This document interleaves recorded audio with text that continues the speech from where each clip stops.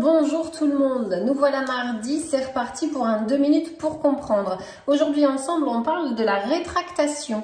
Alors, qu'est-ce que c'est la rétractation? Quand tu signes un compromis de vente, il existe ce qu'on appelle le délai de rétractation. C'est la possibilité de pouvoir renoncer à ton achat. Comment ça existe? Depuis quand déjà? Alors, le délai de rétractation, il apparaît dans la loi SRU, c'est la loi Solidarité Renouvellement Urbain qui date de 2000. Au départ, ce délai il était de 7 jours. Il a été rallongé en 2015 pour passer à 10 jours calendaires. Voilà, le délai de rétractation, il dure 10 jours calendaires, c'est-à-dire qu'on compte tous les jours, même le samedi et le dimanche, c'est pas que les jours ouvrés. En pratique, comment ça se passe? Pour pouvoir utiliser ton droit de rétractation, celui-ci doit être notifié, on doit te prévenir qu'il existe.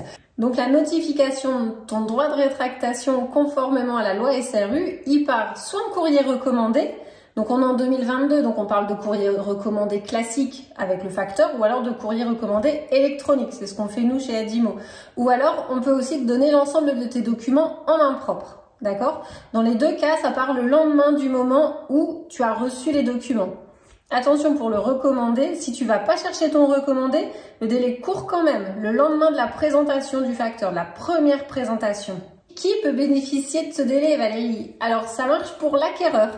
L'acquéreur, quand il fait le choix de t'acheter la maison, il a encore un délai de rétractation. Il peut encore réfléchir et éventuellement se retirer de la vente. Ça fonctionne pas pour le vendeur et ça fonctionne pas pour tous les biens immobiliers qui sont vendus. Il faut que le bien immobilier soit à usage d'habitation.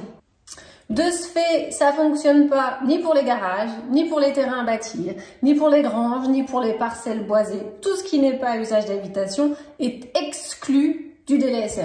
Voilà, on a fait le tour. Alors, c'est pas très sorcier, il y a toujours quelques petites astuces à savoir. Si tu as besoin d'avoir plus d'informations, tu reviens vers moi sur les réseaux ou alors directement par téléphone. Passez une belle journée et je vous dis au plaisir de partager ensemble. À bientôt.